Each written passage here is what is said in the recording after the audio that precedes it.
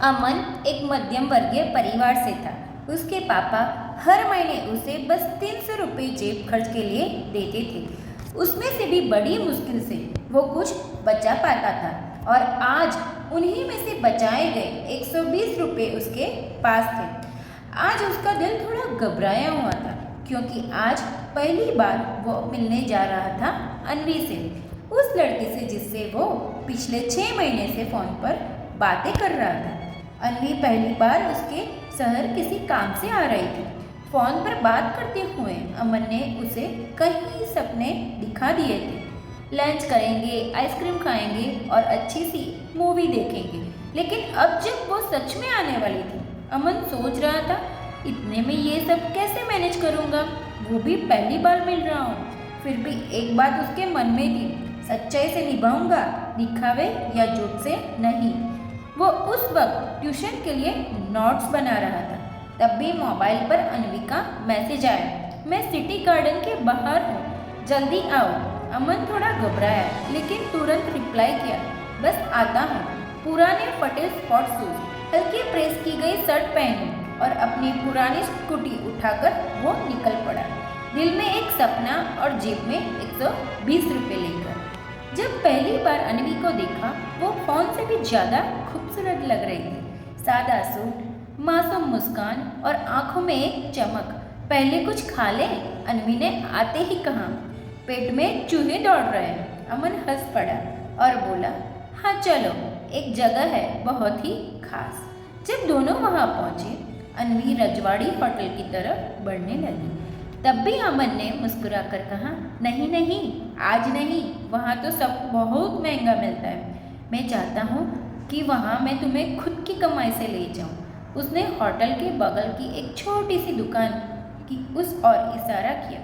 ये है सुदामा भोजनालय, यहाँ स्वाद भी है और अपनापन भी। हम दोस्त अक्सर यहाँ आते हैं।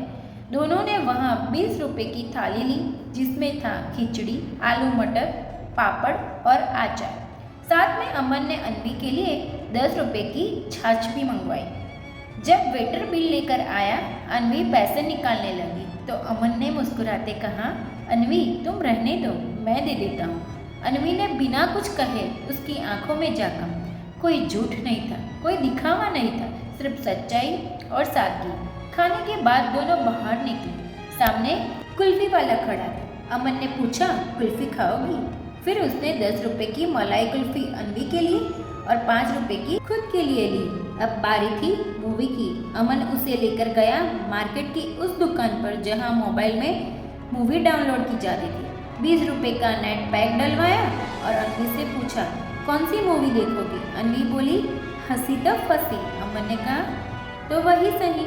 फिर दोनों झील के किनारे की बेंच पर बैठ गए। मोबाइल में मूवी चल रही थी, हवा में हल्की ठंडक थी और दोनों के हाथ में 10 रुपये के नमकीन के 2 पैकेट। मूवी के बीच में अमन थोड़ा संजीदा हुआ और बोला, अन्वी मेरे पास फिलहाल तो कुछ भी नहीं है, ना नौकरी ना पैसा, सिर्फ एक सपना है, लेकिन मुझे खुद पर भरोसा है।